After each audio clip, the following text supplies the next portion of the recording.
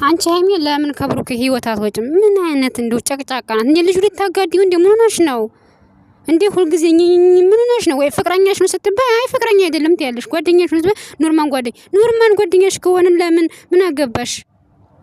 እንኳን አንድ ሴት የፈለገውን ቢዝ ምን አደረገሽ አንቺ? ምን አገባሽ? ምን ቤት ነሽ አንቺ? የምታፈቅሪ ከሆነ አዎ አፈቅረዋለሁ በይ። ሰላም ጤና ይስጥልኝ። እንዴት ተከበራችሁ የስለት ህይወት መዳ ተከታዮች እንዴት ናችሁ? ያለው እግዚአብሔር ይመስገን።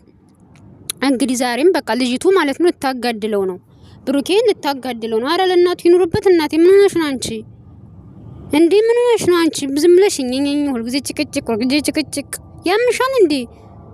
በቃ የሰው ልጅ ፕራንክ ነው አለሽ አይደል? ፕራንክ ከሆነ እሺ ብለሽ ይቅርታ ማድረግ አለብሽ። ይቅርታ አላደረኩም ካለሽ ደግሞ የማን ወንድ እየጎተሽ እያመጣሽ ለምን ልጁን ታደባደቢዋለሽ?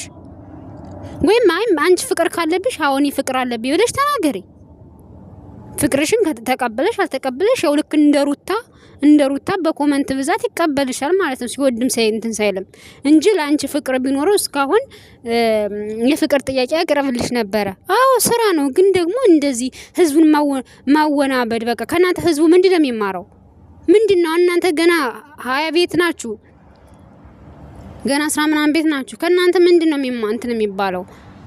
የናንተ ትንሾች ምንድነው የሚማሩት ከናንተ? እናንተ አሁን ተጽዕኖ ፈጣሪ ሆናችኋል በውሸት። ምክንያቱም ውሸት ነው በቃ ህይወታችሁ ውሸት፣ ብርም ቢኖረውም ውሸት ነው በቃ። ውሸታችሁ ተመካከሩና ተሰራላችሁ። ግን ከናንተ ሰው ምን ይማር?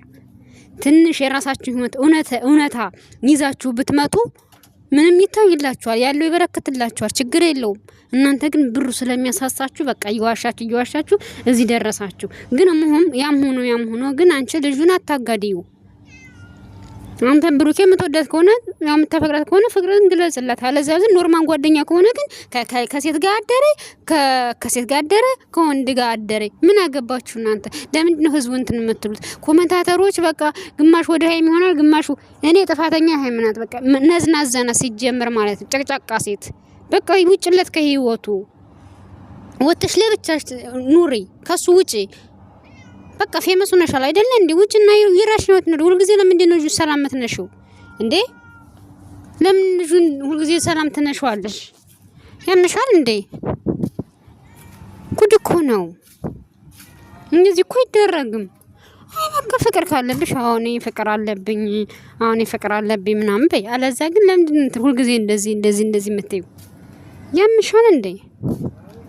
ኖር እኮ ነው። እንደዚህ አይደረግም እንዴ? አንቺና ሩታ እውነት በቃ ሰለቻችሁን። በቃ የውሸት ኑሩ ጊዜ መጨቃጨቅ። ሰላም እስኪ ሰላም አውርዱ። ሁሉ ጊዜ ኝኝኝ እንዳልሽ ነው እንዴ? የ80 ባልሽ አይደለም እኮ ብሩኬ፣ ለስራ ነው የቀረበሽ ማለት ነው እንጂ አያፈቅርሽም። ቢያፈቅርሽ እስካሁን ይነግርሽ ነበር። አያፈቅርሽም። ስለዚህ አንቺን ጣትፈረጥ አትበይ ማለት ነው። ልጁን ከማይሆን ከወንድ ጋር እንትን አትበይ። በቃ አታጣዩ፣ አታደባዲው። ጥሩ አይደለም። ነገ እስር ቤት ቢገባ እናቱና እሱ ናቸው የሚጎዱ። አንቺ አትጎጂም። አንዲ ባዳ ልጅ ምን ትጎጃለሽ? ምንም አትጎጂም። ስለዚህ በቃሽ፣ ከሱ ውጪ ከህይወት ውጪሽ። ስታናድድ እንዴ ልጁ ልታጋድሉ እኮ